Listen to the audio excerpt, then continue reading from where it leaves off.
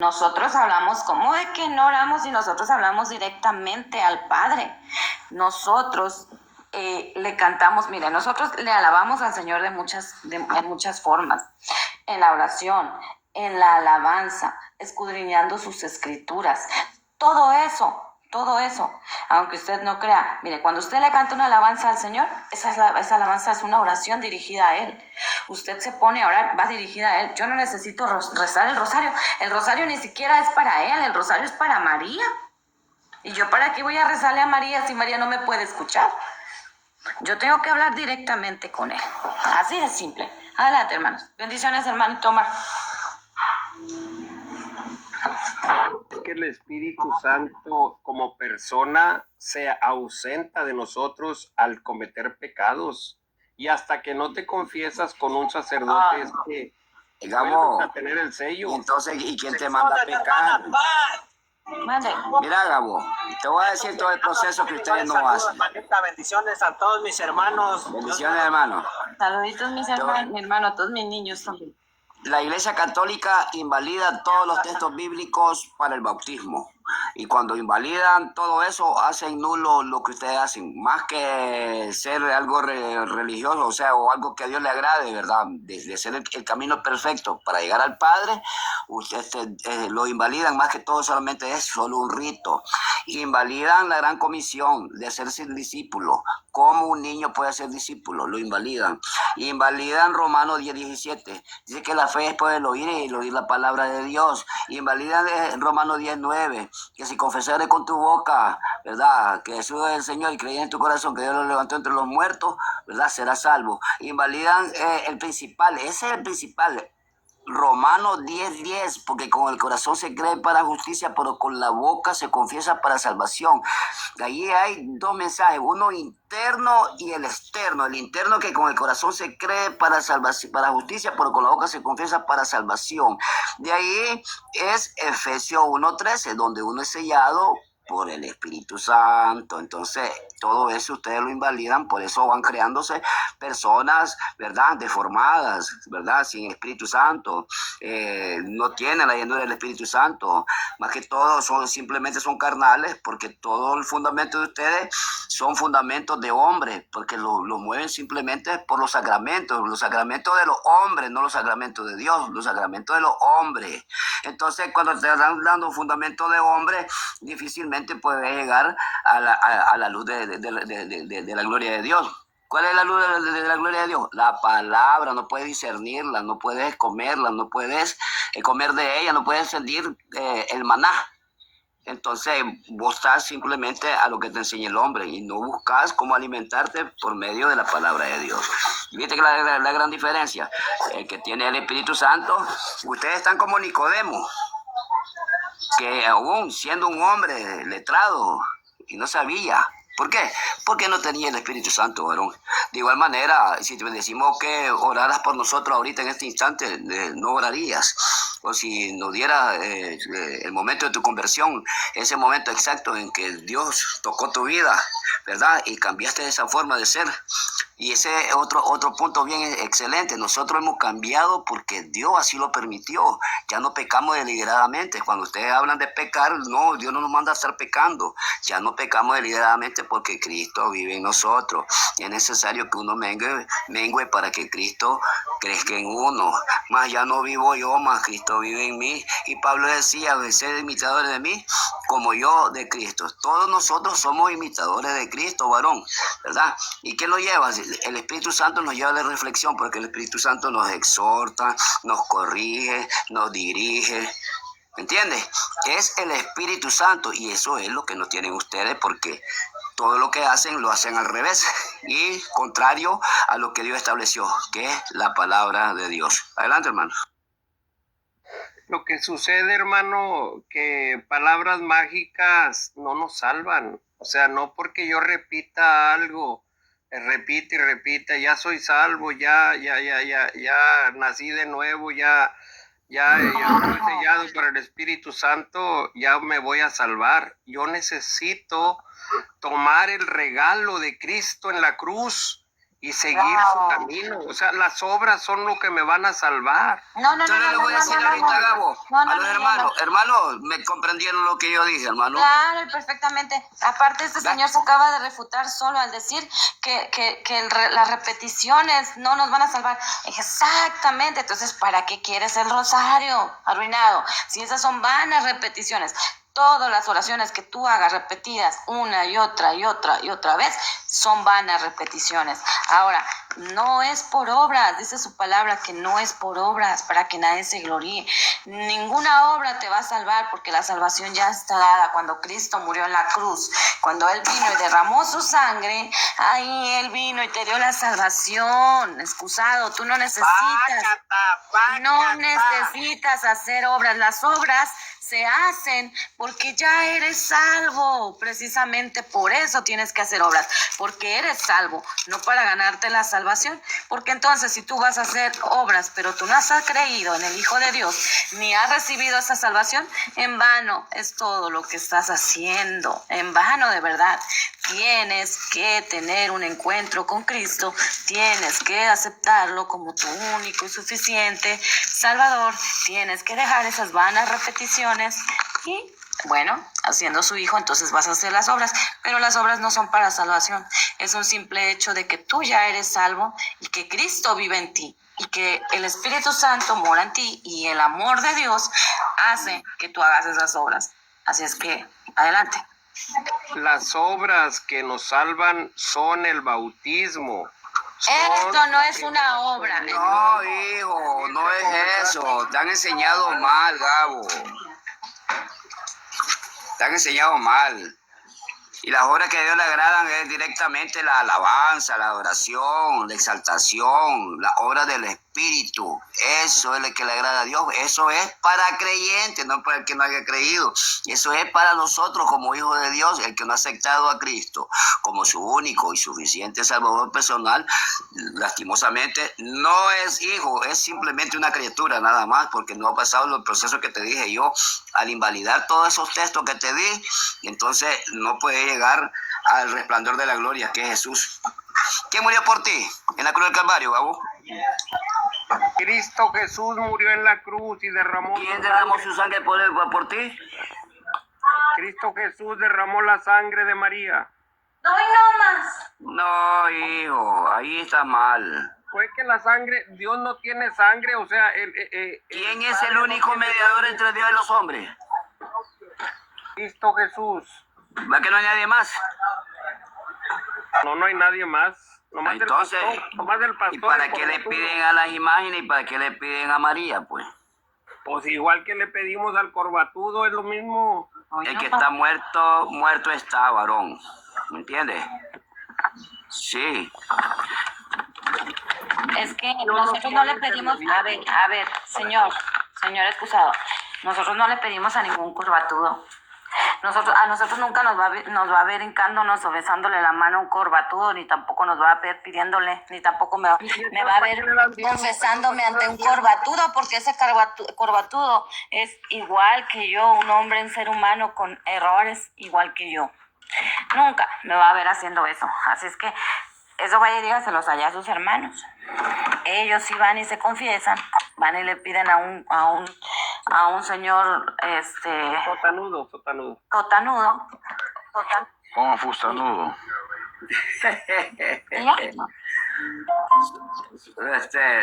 Sostanudo, dice el hermano Golcapiel. Sí, Gabo, te han enseñado mal, Gabo, desde un principio. Te han enseñado mal, varón. Buscar, escudriñar la palabra de Dios por tu propia cuenta. A nosotros, pues, nosotros hemos tomado aquello de que Dios nos ha puesto en nuestro corazón, el querer como el hacer, de buscarle a Él en todo tiempo. Aquí estoy estudiando, fíjate. No salí a trabajar, pues estoy estudiando, y si cuando vengo a trabajar estoy estudiando. Dice la palabra de Dios que mientras más es instruido el hombre, más lo utiliza el Señor. Oí muy bien. Pero mientras menos instruido, entonces menos utilizado. Fíjate algo muy contundente que te voy a decir en el Evangelio del Nuevo Testamento. Si te podés fijar muy bien, Gabo, ¿quién hizo las cartas? O sea, ¿quién promulgó más el Evangelio? O sea, ¿quién propagó más el Evangelio en el Nuevo Testamento? el hombre que era más la oveja negra, se puede decir, entre los 13 apóstoles, Pablo. Sabía que era Pablo, ¿verdad? Sabíamos que era Pablo. Y Pablo pensaba de que él estaba defendiendo, por medio del Sanedrín, él pensaba que él estaba defendiendo a Cristo. Fíjate cómo era, ¿verdad? Él como los fariseos eran doctrina de hombre, como en la Iglesia Católica, doctrina de hombre. Los saduceos también. Por eso nuestro Señor Jesucristo los confrontaba cada rato, porque ellos no eran, o sea, de la línea de cristiana, ¿verdad? Sino que era doctrina de hombres los que tenían ellos, ¿verdad? Y siempre nuestro Señor Jesucristo los confrontaba directamente a ellos. Pero lo más maravilloso que, mira, Pablo pensaba en su haber de que él estaba defendiendo a Cristo, pero no fue que se dio cuenta hasta su conversión, cuando iba camino a Damasco, se dio cuenta que era lo contrario, estaba defendiendo a doctrinas de hombres y no a Cristo mismo. ¿Te imaginas y qué fue Pablo? ¿Te imaginas qué fue Pablo? Vos bien sabés qué fue Pablo, ¿verdad? ¿Qué fue Pablo antes de su conversión? Que mismo Cristo le dijo, es necesario que por mí, ¿verdad? Padezca a causa de mí, ¿verdad? Sí, como era perseguido, él era perseguidor de la iglesia, de ahí él era perseguido a causa de Cristo. Él desvivía a la gente, varón. La gente cristiana le tenía terror, porque él solo llegaba y le daban carta, una orden, pues, ¿verdad? De desvivir al cristiano. Y ese día que iba para acá el camino a Damasco, a eso iba también, ¿verdad? Un hombre, que vamos a hablar así normalmente, sanguinario, pues, sin seso, pues, para desvivir a alguien. Pero mire cómo Dios lo utilizó, ¿verdad? De igual manera, así como era bien idólatra él, Dios los convirtió. Así como yo era bien idólatra también. Y tal vez no así, ¿verdad? De esa manera, como vos, bien enraizado, con un montón de imágenes y todo, no. Pero uno es idólatra o quiere vivir fuera del orden de Dios, ¿verdad? Pero Dios nos toca en el camino perfecto, ¿verdad? Que es Cristo, es Cristo. Así como le tocó en su momento oportuno a Pablo, nos ha tocado a cada uno de nosotros, porque de ahí venimos nosotros, de esa gran imperfección, de ser bolos, desobedientes, marihuaneros, mujeriegos, de todo. Por eso dice la palabra que él ha venido por lo más vil, por lo más menospreciado, ¿verdad? Sí. Por eso es que ha venido Él, por cada uno de nosotros, por el idólatra, por el ignorante. Ignorante no es una ofensa, sino que no saber, ¿verdad? No saber. Llegar a la luz del resplandor de la gloria, como te digo, que es Cristo. Cristo es el camino, la verdad y la vida. No hay nadie más, no hay excepción, ¿verdad? Él es el camino que te puede llevar a la salvación. Pero puedes comenzar primeramente confesando a Cristo como tu único suficiente salvador personal, despojándote de todo lo demás. Mira cómo trabaja el enemigo. Cuando vos aceptas a Cristo en tu corazón, las personas te ven mal, te dicen, ya soy el aleluya. ¿Sabes por qué? Porque Satanás se viste como ángel de luz, pero no es ángel de luz. Pero por medio de las personas te dice, ya te hiciste aleluya, ya buscaste a Cristo. Es mejor ser seguidor de Cristo y llevar la cruz de Cristo que ser seguidor de hombre. ¿Te imaginas? Porque ustedes siguen a un hombre. Nosotros seguimos a Cristo directamente, pero ustedes siguen a un hombre. Ustedes le hacen caso a un hombre. Si no creen en la hostia, son anatemas. Si no creen que al bautizar a un niño, ¿a dónde Dios nos hace anatema a nosotros? Si usted escoge a Cristo, ok. Entonces, si no los cree, dice que uno mismo se condena, ¿verdad? Si usted cree en Él, hay salvación, hay vida eterna. Si usted no cree, pues hay condenación. ¿Por qué? Porque uno mismo lo ha desechado, pues el hombre lo desecha. Pero Dios no le anda diciendo que eso es anatema, pues si lo quiere aceptar o no lo quiere aceptar. Fíjate cómo te pone también. En tu numeral dice de que si vos negás la doctrina que te han dicho ahí, también sos anatema. Imagínate. Si no crees en la presencia real que está en cada partícula de la hostia, también sos anatema. Y anatema sos si no crees toda esa bula de 44 cánones también. Si no cree en la asunción de María, sos anatema. Si no cree que María es madre de Dios, sos anatema. Si no cree, ¿cómo se llama la otra? Todos los dogmas marianos, si vos no lo crees, si vos no crees que el Papa cuando habla es cátedra, si vos no lo crees, también sos anatema. Ya viste la diferencia, ¿verdad? Y Cristo, Él rompe las cadenas, varón. Lo que antes éramos ya no lo somos. Y no nos manda a pecar, como ustedes dicen a cada rato, ¿verdad? ¿Y por qué? Y nos mandan siempre a pecar, ¿no? Uno no peca ya, ¿verdad? Siempre, uno es imperfecto, ¿verdad? Pues no pecamos deliberadamente. Adelante, Gabo. ¿Qué es ser anatema, Carlitos? ¿Qué significa anatema? ¿Me podrías explicar? Anatema es maldito, varón. ¿Le puede explicar usted un poco, hermano Alessandro? Para que no se haga un monólogo. Sí, la palabra anatema la encontramos en el libro de Gálatas capítulo 1, que alguien que es maldito, alguien que se acarrea maldición. Por ejemplo, en este caso dice que el que presente un evangelio diferente al que Pablo y los apóstoles habían enseñado. Por eso estaba maravillado él. Yo también me maravillo cuando escucho a personas que han conocido el verdadero evangelio y se van a otras religiones, digamos, a otras doctrinas que no son las doctrinas de Cristo, las que le ha enseñado el Espíritu Santo. Yo también me maravillo porque como alguien que es nacido de nuevo y dice que está en la verdad y en la iglesia verdadera, va a dejar esa doctrina, sana doctrina, por seguir un evangelio diferente. Entonces, cuando usted enseña un evangelio que no va de acuerdo a las escrituras, se está acarreando esa maldición. Por eso dice Pablo, sea anatema, porque no va de acuerdo a la Santa Escritura. No podemos añadirle ni cambiarle a la palabra de Dios, ni quitarle. Lo que pasa con las religiones es que dicen que va todo de acuerdo a la interpretación. Pero si usted tiene una interpretación y el Espíritu Santo no le da revelación de esa palabra que usted cree, pues no puede ser tomada como verdad. Y eso es lo que hace el magisterio. Supuestamente en el Catecismo numeral 85 dice que al magisterio se le ha encomendado que ellos solo pueden interpretar la Biblia, que no se le ha dado esa encomienda a ningún otro magisterio. Entonces, ¿de parte de quién viene ese mandato que solo a ellos se le puede dar esa encomienda? Dígame, según la Escritura, ¿quién se la dio? Al magisterio católico. Adelante, hermano.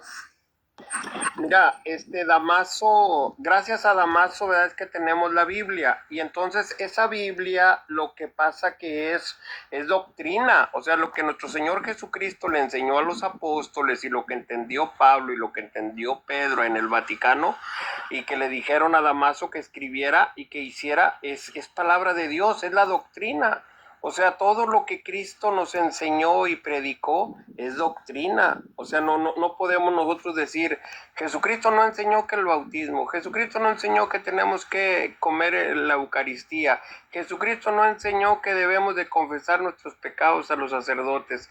O sea, eso tenía que hacerlo, así como se iban agregando personas al cristianismo, tenían que confesarse con los apóstoles, porque había sacerdote ministerial y sacerdote común, así como Juan también, Juan el Bautista también tenía que confesarse con él. O sea, eso es irreversible y por eso Damaso dijo, esto es palabra de Dios, o sea, la doctrina. Entonces eso es lo que nos enseña el magisterio, por eso dice que es maldito el que no obedece la ex cátedra que el Papa enseña o el magisterio enseña. Adelante, hermanitos. Me permite un minuto nada más, le voy a explicar. Eso es cuando vos, eso es lo malo cuando yo también repetía nada más así lo que escuchaba nada más. Él nunca escribió nada, varón, ¿me entiendes? El evangelio le pertenece a Dios y quienes lo escribieron fueron los israelitas. No fue él. El Papa Damaso primero no escribió la Biblia, sino que impulsó su recopilación, su recopilación y fijación y traducción. ¿verdad? La Vulgata, hacia finales del siglo IV, aproximadamente en el año 382 después de Cristo. La Biblia es una colección de textos inspirados por Dios, escritos por múltiples autores a lo largo de los siglos. El rol de Dámaso, bajo su pontificado, le encargó a San Jerónimo la traducción, y él murió en el año 384, ni siquiera logró verla recopilada, ¿me entiende? Usted tiene que buscar documentación para dar algo bueno, ¿me entiende? Porque eso es lo que hacemos nosotros. Buscamos documentación para darle una buena interpretación, ¿me entiende? O un fundamento sólido, ¿verdad? Ahora, Jerónimo solamente hizo la traducción de los textos sagrados al latín, ¿verdad? Y a través de los concilios, como el Sínodo Romano del 382 después de Cristo, se impuso la definición del canon bíblico, la recopilación, ¿verdad? Verso de la creación. Los textos del Antiguo y Nuevo Testamento ya existían y eran utilizados por las comunidades cristianas mucho antes de Dámaso I. Su labor fue solamente formalizar que los libros eran considerados canónicos, ¿verdad? Si miramos aquí, mira de dónde viene la palabra de Dios. Justino Mártir, a mediados del siglo II, ¿verdad? Menciona las memorias, ¿verdad? De los apóstoles, como leída en el llamado Día del Sol. Junto con los escritos de los profetas, ya era reconocida la palabra. Segundo, en el 180, Irineo de León afirmó que la existencia de un conjunto definido de 4 evangelios tetramorfos, que se refiere directamente a él. ¿Cómo? A los 27 libros del Nuevo Testamento. Ahora, el fragmento de Moratori, ¿verdad? También tiene la evidencia de que ya existía en el año 200, ya existía el conjunto de escritos de los 27 libros del Nuevo Testamento. Y a principios del siglo III, Orígenes pudo haber usado los mismos 27 libros que en el canon actual, ¿verdad? Lo vemos completamente. Te voy a dar aquí los textos bíblicos, los libros que ya eran inspirados en el fragmento moratorio. Mira, ¿ves? Están los libros reconocidos en el canon moratorio, incluyen los evangelios, Mateo, Marcos, Lucas como tercero, Juan como cuarto. La historia, Hechos de los Apóstoles, las epístolas paulinas, Romanos, 1 y 2 de Corintios, Gálatas, Efesios, Filipenses, Colosenses, 1 y 2 de Tesalonicenses, 1 y 2 de Timoteo, Tito, Filemón, las epístolas generales y otras, Judas, 1 y 2 de Juan y el Apocalipsis de Juan. Oí cómo es. Aquí es algo muy importante lo que te voy a decir. Obras aceptadas, ¿verdad? Pero conservadas. Las epístolas de los laodicenses y alejandrinos, considerados falsificaciones paulinas, ¿verdad? Heréticas, en el fragmento. Y el Apocalipsis de Pedro, aunque algunos dudaban de su lectura en la iglesia, el fragmento excluye, mira cómo excluye a las epístolas de Hebreo, Santiago, 1 y 2 de Pedro. Mira, tu papá Pedro era excluido también, todavía no era formalizado, ¿verdad? ¿Viste? Vos tenés que tener un buen argumento, no solamente tenés que hablar solo por oír nada más, varón. Adelante. Lo que pasa que a los apóstoles Jesucristo no les dijo, miren, aquí está el canon bíblico, vayan y prediquen y hagan iglesias.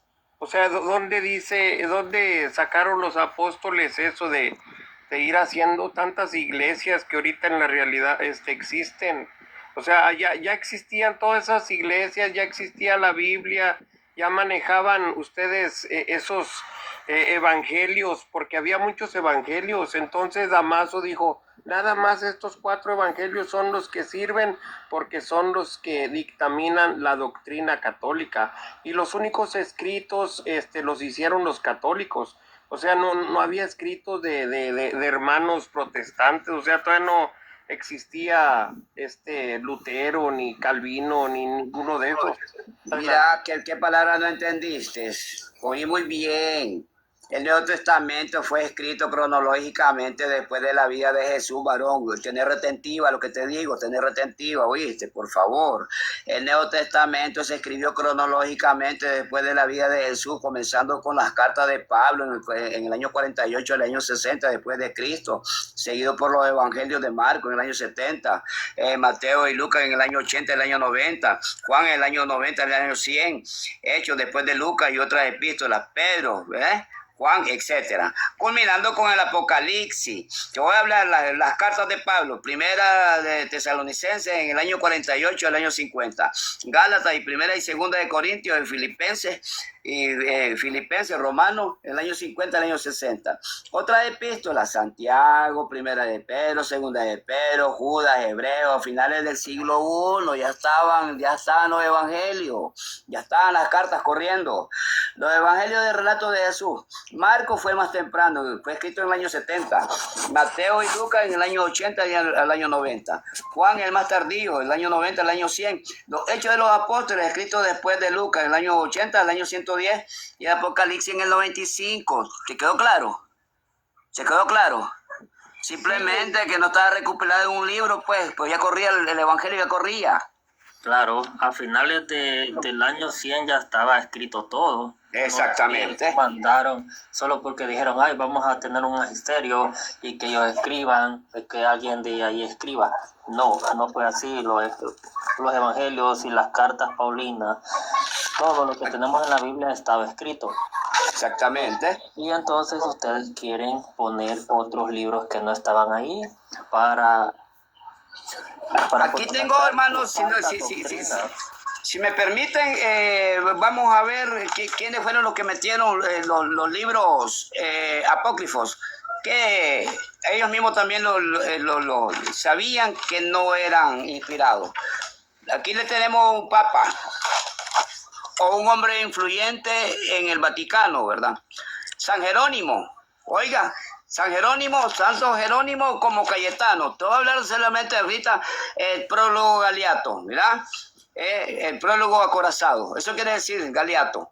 San Jerónimo argumentó que los libros del Antiguo Testamento no incluidos en el canon hebreo, los apócrifos o deuterocanónicos, no debían considerarse canónicos ni utilizarse para confirmar la doctrina, ¿verdad? Sino solo para edificación, libros literarios, pues, oiga, él se oponía y sostenía que solo debían aceptarse los libros reconocidos por los judíos. ¿Cómo?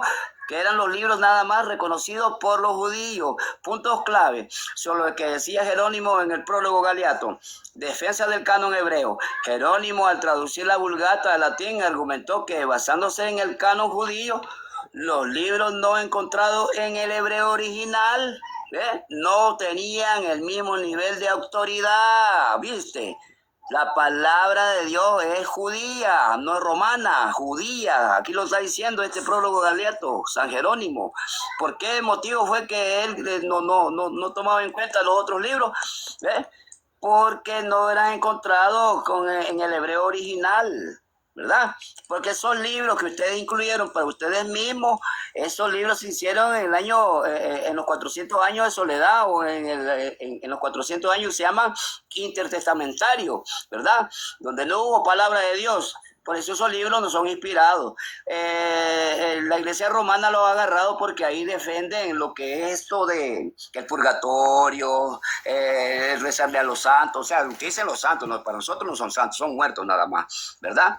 Y aquí dice que los libros excluidos, ¿verdad? Reconoció que los libros como Sabiduría, Eclesiástico, Judith, Tobías y Macabeo no eran parte de las escrituras canónicas, sino que eran simplemente literatura, no acto para fundamentar la doctrina cristiana.